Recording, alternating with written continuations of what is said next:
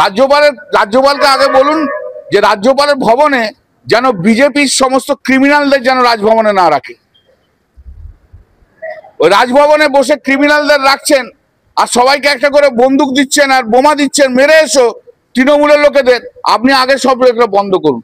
আপনার মতো অপদার্থ রাজ্যপাল যতদিন থাকবে, বিজেপির চাকর বাকর রাজ্যপাল যতদিন থাকবে, ততদিন ভালো জিনিস পশ্চিমবাংলায় কখনো দেখতে পাবেন না।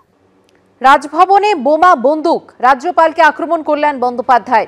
রাজ্যপালকে বলুন বিজেপির ক্রিমিনালদের যেন রাজভবনে না রাখেন। সবাইকে বোমা বন্দুক দিয়ে বলছেন তৃণমূলকে মেরে এসো। রাজ্যপালকে আক্রমণ তৃণমূল সাংসদ কল্যাণ বন্দ্যোপাধ্যায়।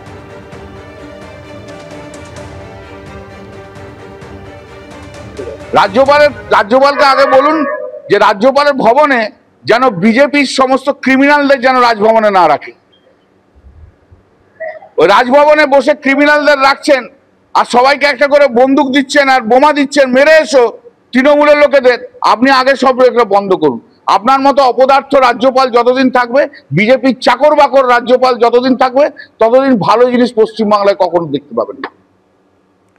তৃণমূল সাংসদের আক্রমণ, পাল্টা জবাব রাজভবনের। কাল সকাল থেকে নাগরিক সমাজ ও সাংবাদিকদের জন্য রাজভবনের দরজা খোলা। সবাই এসে দেখুন রাজভবনে অস্ত্র আছে কিনা। রাজভবনে অস্ত্র থেকে থাকলে তদন্ত হওয়া উচিত।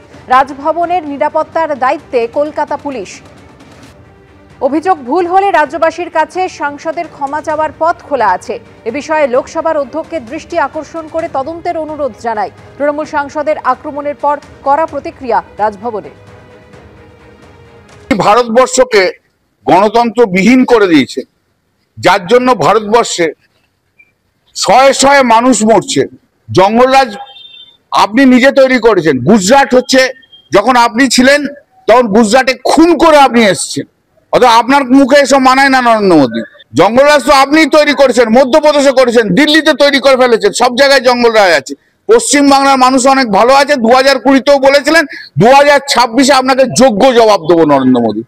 এমন জবাব পাবেন না, আপনি আর সিট দ্বারা সোজা করে উঠতে পারবেন না। ছাগলের তৃতীয় বাচ্চার মতো লাফাচ্ছে, বুঝতে পেরেছে? ছাগলের তৃতীয় বাচ্চার মতো ওরা লাফাচ্ছে। জানে ওরা অপদার্থ, জীবনে কোনোদিন কিছু করতে পারবে না। ওদের এই সময়তে একটু লাফিয়ে নি।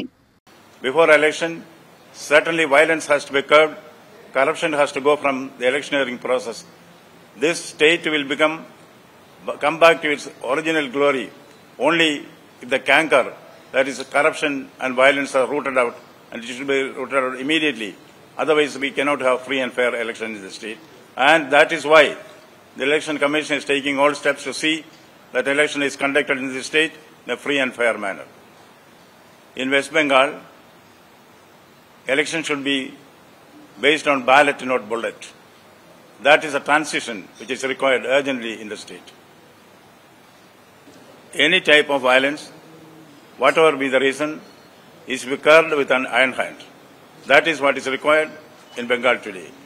If people are confused, we should convince them that SIR is a due process which is required to clean up the election process and to ensure that free and fair elections take place.